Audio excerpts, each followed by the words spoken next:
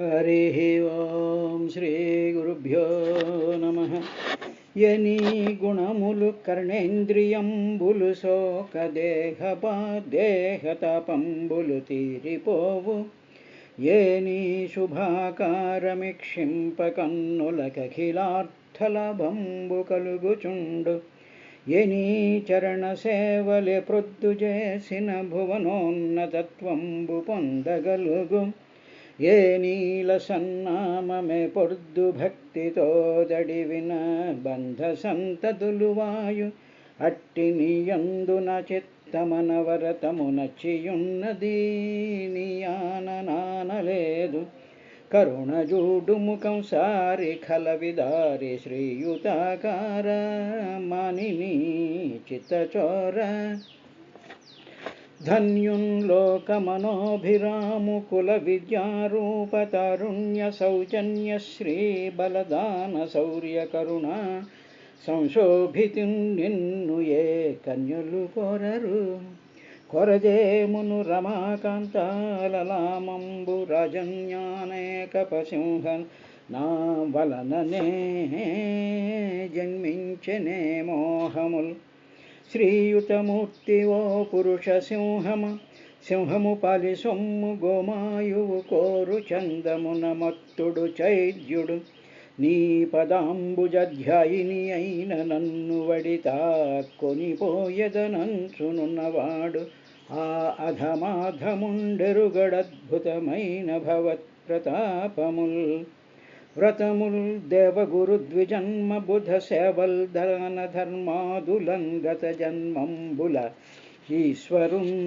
హరి జగత్ కళ్యాణు కాంక్షించి చేసి తినేనిన్ వసుదేవనందనుడు నా చిత్తేసుడౌగాక నిర్జితులై పొదురుగాక సంగరములో చేదీశ ముఖ్యాధముల్ ప్రాణేశని మంజు భాషలు వినలేని కర్ణరంధ్రంబుల కలిమియేల పురుషరత్నమ నీవు భోగింపగాలేని తనులతవలని సౌందర్యమేల భువన మోహన నిను పొడగానగాలేని చక్షురింద్రియముల సత్వమేల దయతనీయధరామృతంబనగాలేని జివ్వకు ఫలరస సిద్ధియేల నీరజాతనయన నీవనమాలికా గంధమభలేని ఘ్రాణమేల ధన్యచరిత నీకు దాస్యంబు చేయని జన్మమేల ఎన్ని జన్మములకు. హరి ఓం శ్రీ గురుభ్యో నమః.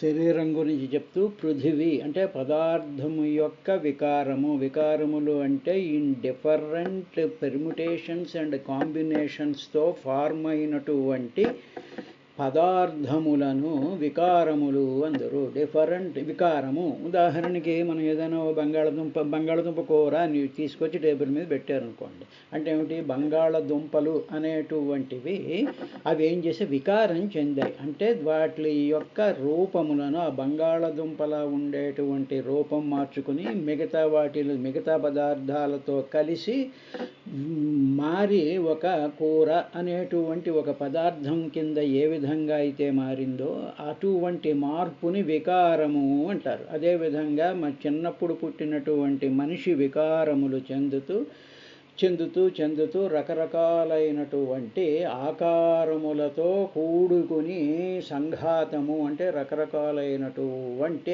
అవయవములతో కూడుకుని ఆ విధంగా ఫార్మ్ అవడం అనేటువంటి దానిని వికారము అంటారు, లేదా వికృతి అంటారు.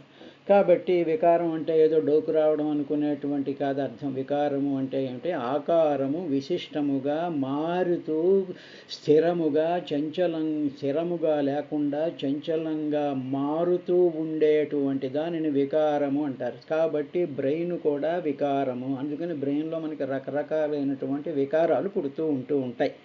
కాబట్టి ఈ పృథివీ యొక్క వికారమే ఈ శరీరం. కాబట్టి ఈ శరీరం మీద ఏమున్నాయనేటువంటి అనాటమీని ఆయన మొట్టమొదటి చెప్పిన తర్వాత అదేవిధంగా ఈ పల్లకి అనేటువంటిది కూడా చెట్టు అంటే ఒక వృక్షము యొక్క ఆ చెక్క యొక్క వికారమే ఇది.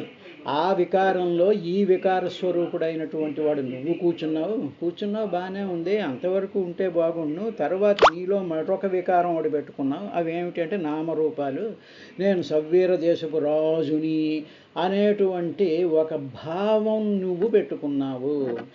ఈ భావాన్ని నేను సవ్వీరపు రాజు దేశపు రాజుని అనగానే ఇటువంటి వికారాలతోనూ ఉండేటువంటి నీ ఎదురుగా ఉండేటువంటి సమస్త జనులు కూడా సవ్వీర దేశపు రాజు అనేటువంటి భావంతోనే ఉంటారు. కానీ అదే కుక్కో దోమో చేమో ఏనుగో లేకపోతే ఎదురుగా ఉండేటువంటి చెట్టు కాయలో ఇవేమి నువ్వు సవ్వీర దేశపు రాజు అని చెప్పి వాటికి అసలు they don't consider you at all.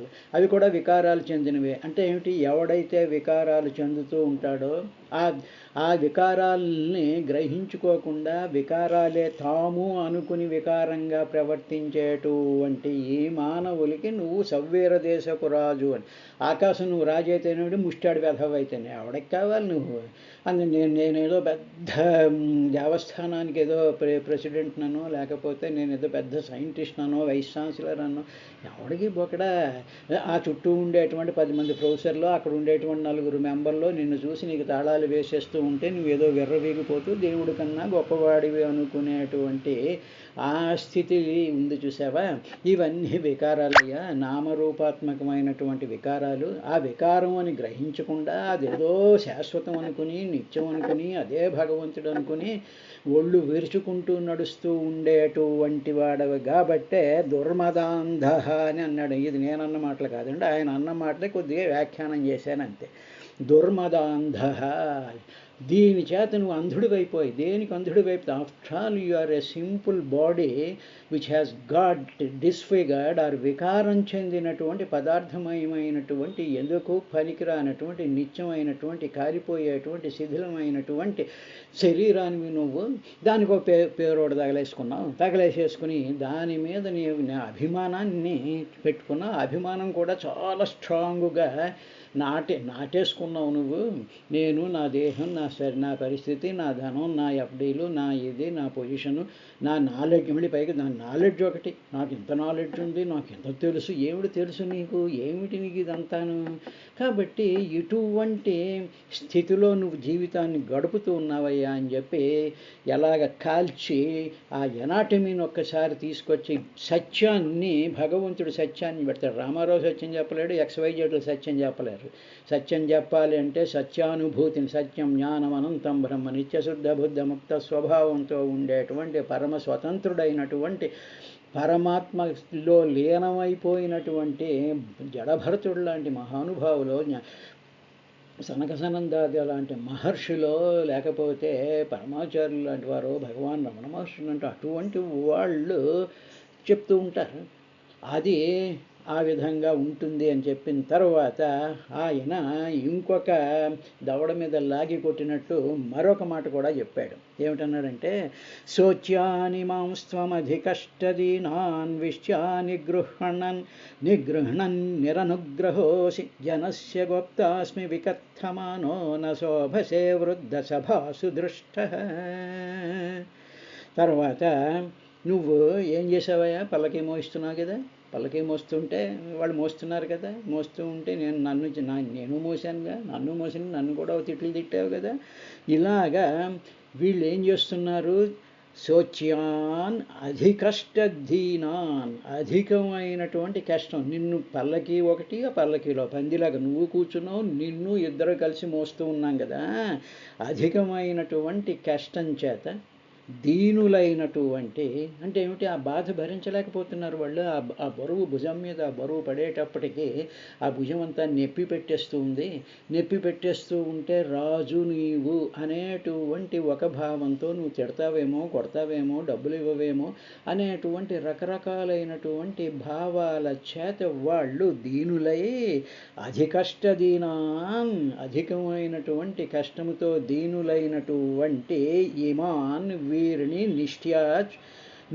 కూలి చేత నిగృహణాన్ని నియంత్రిస్తున్నావు నువ్వు ఎలా నియంత్రిస్తున్నావు? నీ చేతిలో డబ్బు ఉంది, ఆ డబ్బును చూపించేటప్పటికి వాళ్ళు అధికమైనటువంటి కష్టాన్ని భారాన్ని వాళ్ళు మోస్తూ ఆ బాధను అనుభవిస్తూ ఉన్నారు. ఆ బాధను అనుభవిస్తూ ఉన్నప్పుడు నీవు నిరనుగ్రహ, ఏ మాత్రం దయ లేకుండా నీ చేతిలో $4 లేకపోతే $10 నువ్వు పేట్లో పెట్టుకుని నిరనుగ్రహ అసి అయ్యావు నువ్వు, అంటే దయ లేనివాడివి అయ్యావు నువ్వు అని జనస్య. మళ్ళీ అలా దయలేదు నీకు, నీ చేతో 4 డబ్బులు పెట్టుకున్నావు, డబ్బులు పెట్టుకున్నంత మాత్రంలో అవతల వాడిని బాధించాలి అనేటువంటి స్థితిని మనసులోకి వచ్చింది. డబ్బులు ఉన్నాయి కాబట్టి వాడు చాకరీ చేస్తారు, దట్స్ ఆల్, అంతే తప్ప నీకు దయ ఒక దయా దాక్షిణ్యం ఇవి ఏమీ లేవు నీకు. నిరనుగ్రహ అసి, నిరనుగ్రహ, ఏ మాత్రం అనుగ్రహం లేకుండా శోచ్యాన్ అధికష్టదీనాన్, శోక్యం అలాంటి వాళ్ళ కష్టాన్ని చూసి నువ్వు బాధపడాలయ్యా. ఆ బాధపడకుండా నిష్ట్యా నిగృహణన్, నిష్ట్యా అంటే కూలి డబ్బుల చేత నష్టం, నిష్ట్యా అంటే కూలి డబ్బులు ఇచ్చి నిగృహం నియంత్రిస్తుంది. నువ్వు వాళ్ళని ఎలా నియంత్రిస్తున్నావు అంటే ప్రేమతో కానీ కారుణ్యంతో కానీ నేను అనేటువంటి సమభావంతో కానీ, వాళ్ళు మనుషులే నేనే మనుషులు, నాలోనే భగవంతుడు వాళ్ళలోనూ భగవంతుడు ఉన్నాడు అనేటువంటి సమభావం ఏ మాత్రము లేకుండా నువ్వు వాళ్ళని నియంత్రిస్తున్నావు. దేని చేత? ఆఫ్టర్ ఆల్ కూలి డబ్బుల చేత. నిష్ట్యా అంటే కూలీ. ఇప్పుడు మళ్ళీ అలా నియంత్రిస్తూ పైగా ఏం పేలుతున్నావంటే జనస్య గోప్తాస్మి అంటున్నావు. మళ్ళీ పైగా ఈ జనులందరినీ నేను రక్షిస్తున్నానంటు. రక్షించేవాడైతే బాధ పెడతాడా? ఎవడైనా బాధపడుతూ ఉంటే వాడిని రక్షిస్తాడు, కానీ ఎవడైనా వెళ్ళి రక్షిస్తున్నాను అంటున్నా వాళ్ళ భుజాల మీద పల్లకీలు పెట్టేసో, కూలి అంటే గగోగా నడవకపోతే నడవటం లేదంటున్నావు, నడిస్తాడు అంటున్నావు. వాళ్ళు మంచినీళ్ళు తాగారో చచ్చారో తిన్నారో ఏమీ చూడకుండా నువ్వు నియంత్రిస్తున్నావు. జనస్య గోప్తాస్మి నేను అంటూ వికత్తమాన అంటే చాలా గొప్పలు చెప్పుకుంటున్నాను. ఇప్పుడు నాతో అన్నావు కదా, నేను రక్షిస్తున్నాను, నేను రాజుని, నా డ్యూటీ, నా ధర్మాన్ని నేను నిర్వర్తిస్తున్నాను అని పెద్ద పెద్ద మాటలు మాట్లాడేమే. అశోచ్యానవ్యశోచస్వం ప్రజ్ఞావాదాంశ్చ భాషసే గతాసూనగతాసూస్తున్నాను శోచంతి పండిత. ప్రజ్ఞావాదాంశ్చ భాషసే అంటాడు కృష్ణుడు. అర్జునుడు మొహం మీద కొట్టాడు. పెద్ద ప్రజ్ఞావంతుల్లాగా వికత్తమాన గొప్పలు చెప్పుకుంటున్నావు నువ్వు. అంతేకాదు దృష్ట గర్విష్ఠివైన నీవు వృద్ధ సభాసు నా శోభసే. వృద్ధ సభాసు వృద్ధుల యొక్క సభలయందు నా శోభసే, నువ్వు ఏ మాత్రం నువ్వు శోభిల్లవు అని. ఇక్కడ వృద్ధులు అంటే ముసలాళ్ళని కాదండి, జ్ఞాన వృద్ధులు, జ్ఞానుల ముందు, పరమమైనటువంటి భగవత్ సాధకుల ముందు, భగవద్భక్తుల ముందు, భగవంతుడే సర్వములోనూ కూడా పరమాత్మనే చూసి పరమాత్మ యొక్క ఆ గుణములు ఏవైతే ఉన్నాయో కరుణ, దయ, మమకారం, వాత్సల్యం, తరువాత ఇదంతా కూడా నేనే అనేటువంటి భావం కలిగినటువంటి వాళ్ళ వృద్ధుల ముందు నా శోభసే, నువ్వు శోభిల్లవు, నువ్వు you are a most useless fellow. ఇదండి. కాబట్టి ఇటువంటి యూస్లెస్ ఫెలోస్ ఎంతమంది ఉన్నామో అందులో అందరం ఉంటాం. అందులో మనకి ఏమీ ఇది లేదు. ఏదో ఇంట్లో పని మనిషి వస్తుంది, అంట్లు తోముతుంది, ఏదో ఇల్లు తుడుస్తుంది కాబట్టి దానికి ఏదో $4,000 వారేస్తున్నాం అంతే. అయ్యో అది ఒక మనిషి, అది కష్టపడుతూ ఉంటుంది, దానికి దాహం ఉంటుంది, దానికి ఆకలి ఉంటుంది, దానికి సంసారం ఉంటుంది, దానికి రోగం రోస్టు వస్తాయి అనేటువంటి మనసులో ఏ మాత్రము కూడా భావం లేకుండా నువ్వు ఇచ్చేటువంటి $10 నోట్లో $100 నోట్లో ఇలా చూపిస్తూ నువ్వు నియంత్రిస్తూ ఉన్నావు. ఇది కాదు, ఇవి కూలీ ఇవ్వాలి, పని చేయించుకోవాలి, కానీ నీకు ఉండాల్సినటువంటిది ఏంటంటే కరుణ ఉండాలి, జాలి ఉండాలి, అయ్యో కష్టపడుతోంది అనేటువంటి ఒక భావం ఉండాలి.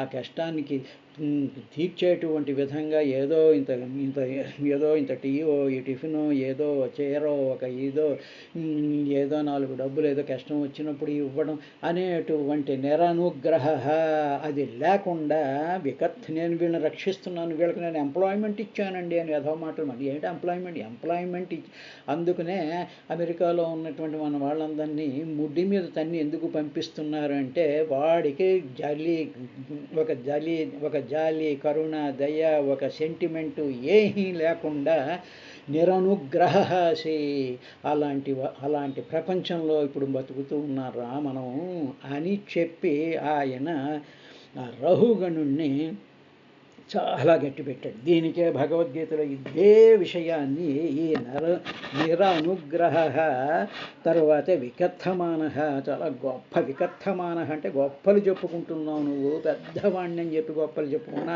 ఇంట్లో 4 పని మనుషులు పని చేస్తున్నారు అంటే నీకు జాలి లేదు, ఏమీ లేదు, you are a most useless fellow. కాబట్టి దాన్నే కృష్ణుడు భగవద్గీతలో ఆత్మసంయమ యోగంలో 32వ శ్లోకంలో అంటాడు, ఆత్మౌపమన్యేన సర్వత్ర సమం పశ్యతి అర్జున, సుఖం వా యది వా దుఃఖం స యోగి పరమో మతః. ఒరే యూస్లెస్ ఫెలో, నువ్వు యోగివి ఎప్పుడూ కాలేవు, నువ్వు భక్తుడు ఎప్పుడూ కాలేవు, నువ్వు సాధకుడు ఎప్పుడూ కాలేవు. ఎందుకంటే ఆత్మౌపన్యేన సుఖం వా దుఃఖం వా కానీ నీ ఎదురుగా ఉండేటువంటి సర్వత్రా సమస్త ప్రాణుల్లో సుఖాన్ని కానీ దుఃఖాన్ని కానీ ఆత్మౌపమ్యైన నీతో పోల్చుకోవాలి. నీకు సుఖం వస్తే నువ్వు ఎలా సంతోషిస్తావో అవతల వాళ్ళకి కూడా సుఖం వస్తే వాళ్ళు అలా సంతోషిస్తారు అని చెప్పి నీ సుఖాన్ని అవతల వాళ్ళ సుఖంతో పోల్చుకుంటూ ఉండాలి. నీకు దుఃఖం వస్తే అయ్యో విలవిల్లాడి చచ్చిపోతూ ఉంటామే, అదేవిధంగా అవతల వాళ్ళకి కూడా కష్టం వస్తే వాళ్ళు కూడా ఇది అవుతారు అని ఆత్మౌపమ్యేన నీతో నువ్వు పోల్చుకోవాలి. అంతే తప్ప నువ్వు ఏదో పెద్ద నీతో పోల్చుకోకుండా మేము ఏదో వాడికి సేవ చేసామండి, వాడికి ఏదో మెడికల్ క్యాంప్ పెట్టేసేసి వాడు 4 ఇంజక్షన్లు ఇచ్చేస్తున్నామండి అని చెప్పి అది పోజు కోసం చేస్తున్నావు. నువ్వు ఆ దుఃఖాన్ని అనుభవించటం లేదు. అవతల వచ్చినటువంటి మెడికల్ క్యాంప్కి వచ్చినటువంటి మనుషులు దే ఆర్ నీడీ ఫెలోస్.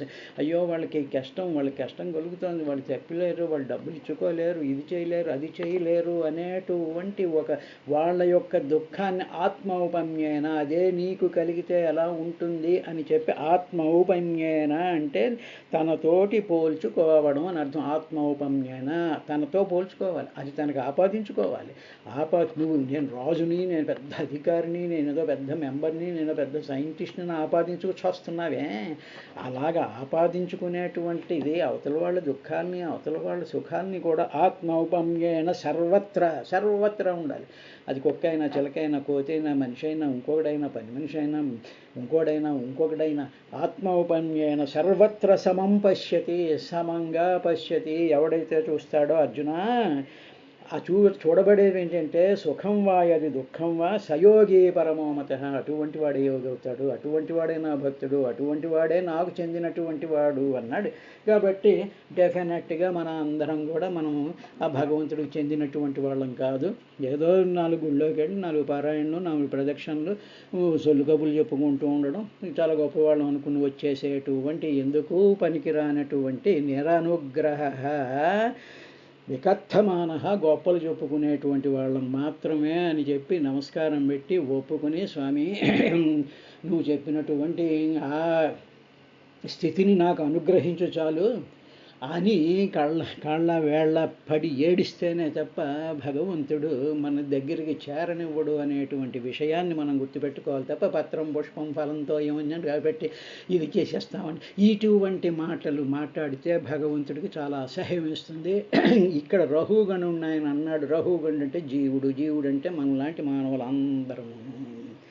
ఇది మాత్రం గ్రహించుకుంటేనే భగవద్గీతను భాగవతాన్ని మనం అర్థం చేసుకుని ఆచరణ చేసుకుని అన్వయించుకుని అలా ఉండాలి అని చెప్పి మన తప్పుని మనం తెలుసుకుని మనం మార్పు చెందడం అనేటువంటి దాని కింద మారడమే భగవంతుడికి ఇష్టమైనటువంటి తప్ప 4 ప్రదక్షిణలు 30 సార్లు తిరుపతిలో గుళ్ళు కొట్టించుకున్నాము, అమ్మవారికి చేరట్టాను, అమ్మవారికి ప్రసాదాలు పెట్టాను, ఇటువంటి మాటలు మాట్లాడితే మన మీద మన మొహం మీద మనం ఉమ్మేసుకున్నట్టు అవుతుంది. కాబట్టి దీని నుంచి బయటపడాలి.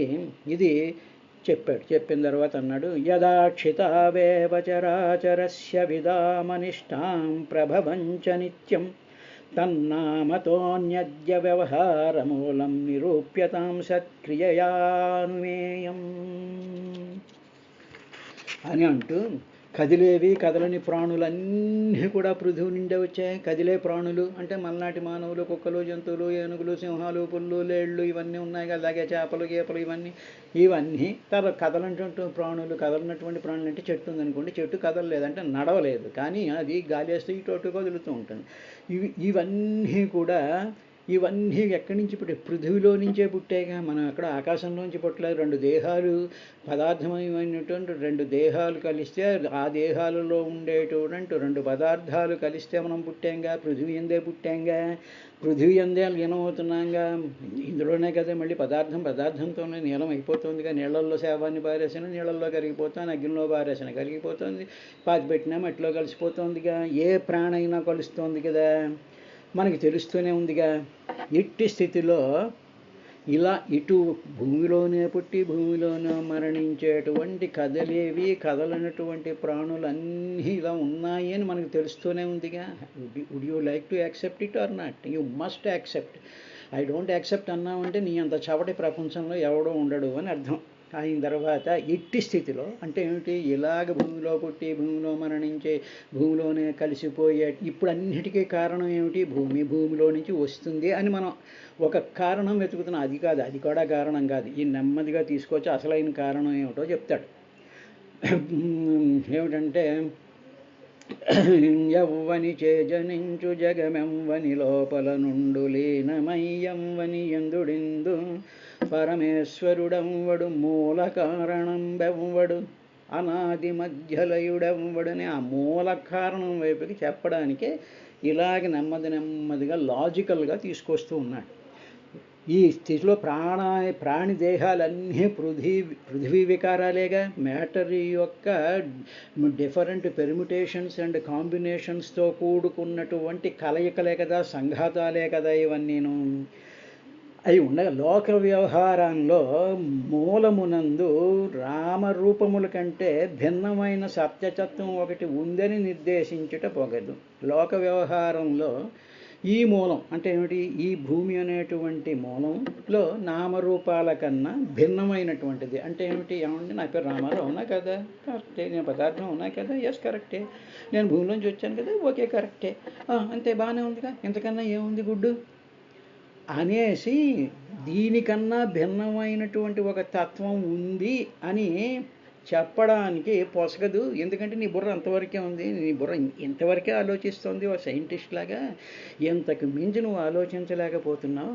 తరువాత ఇదే కాదు, వీటి యందు అంటే ఈ కదలైనటువంటి ప్రాణాలు, ఈ మనసు, ఈ గాడిద గుడ్డుల్లో ఉండేటువంటి ప్రకటమయ్యేటువంటి క్రియలను బట్టి అంతే కదా. ఎండలో తిరిగాం కాబట్టి వడదెబ్బ కొట్టిందండి, పడి ఉన్నామండి, ఏదో సెలైన్ ఎక్కించారండి, అంతే కదండి. ఎండలో తిరిగాను క్రియ, దాని మూలంగా పడ్డాను క్రియ, సెలైన్ ఎక్కించాడు, మళ్ళీ లేచి కూర్చున్నాను క్రియ.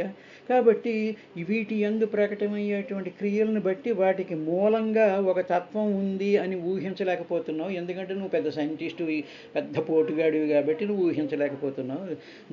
ఇలాగ నువ్వు ఎండలో తిరగడానికి, అలా తిరిగి నువ్వు పడితే ఎవడో డాక్టర్ ఎవడో వచ్చి వాడు నీకు సెలైన్ ఎక్కించడానికి, వాడికి ఇంత డబ్బులు తగలేసిన తర్వాత మళ్ళీ నువ్వు లేచి నువ్వేమో ఉపన్యాసం ఎండలో తిరగకండి, the temperature is so much, this is El Nino అని చెప్పేసేసి 4 సైంటిఫిక్ స్లైడ్స్ వేసి మాట్లాడేసేసేటువంటి విధంగా చూస్తున్నావు తప్ప దీనికన్నా మరొకటి వెనకాల ఒక అద్భుతమైనటువంటి తత్వం ఉంది అని నువ్వు ఊహించలేనటువంటి అతి బలహీనుడమైనటువంటి కుహనా మేధావి అయినటువంటి లిమిటెడ్గా ఉండేటువంటి పరిస్థితిలో నువ్వు ఉన్నావు అని ఆ మూలతత్వాన్ని ఊహించడం, సత్యతత్వం ఒకటి ఉంది అని ఊహించడం కూడా నీకు పొసగదయ్యా. నువ్వే అన్నావుగా, అందుకని అది పొసగదది.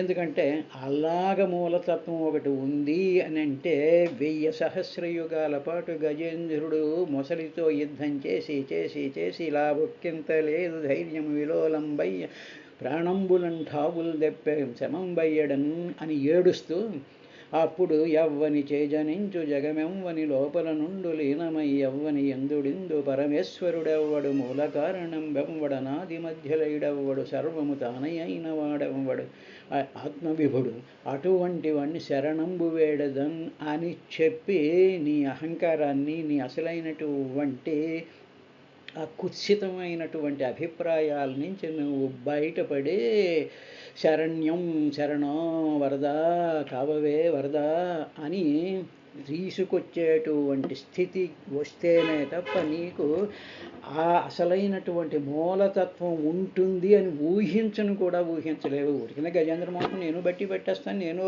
బ్రహ్మాండంగా అందరినీ ఆకర్షించేటట్టు నేను చెప్పేయగలను. కానీ నాకు అనుభవం ఏడిసిందా, నాకు అన్నీ ఉన్నాయి. నన్ను కారులో తీసుకొస్తారు, కారులో తీసుకెళ్తారు, పట్టుపంచులు పెడతారు, పొగుడుతారు, బిరుదులు ఇస్తారు, ఓ బ్రహ్మాండంగా చెప్పారండి అంటారు. నాకు ఇదే అనుభవం, ఇది నాకు అనుభవం లేదుగా.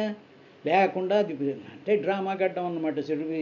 సినిమా యాక్టర్ బ్రహ్మాండమైనటువంటి వేషం వేసేసేటప్పటికి వాడికేమో భారతరత్నాలు ఇచ్చేయాలి, వాడికేమో ఇవి ఇచ్చేయాలి. అందులో వాడు ఏదైనా ఏడిచాడా చచ్చాడా, దాన్ని ఊరికిన అలా యాక్ట్ చేస్తూ ఉండేటువంటి వాళ్ళకి ఇది ఊహించడం కూడా చాలా కష్టమే అని చెప్పి మొత్తం అట్లకాడ కాల్చి ఈ ప్రవచనకారులకి, ఇటువంటి కుహనా మేధావులకి, ఇటువంటి శాస్త్రవేత్తలకి గడ్డి పెట్టాడు అనేటువంటి విషయాన్ని మనం గ్రహించుకుంటే అసలైనటువంటి భాగవత మార్గంలోనూ భగవద్గీత మార్గంలోనూ వెళ్తాం. రేపటి కార్యక్రమంలో ఇంకా ఆయన ఏం చెప్పాడు అనేటువంటి విశేషాన్ని చూద్దాం.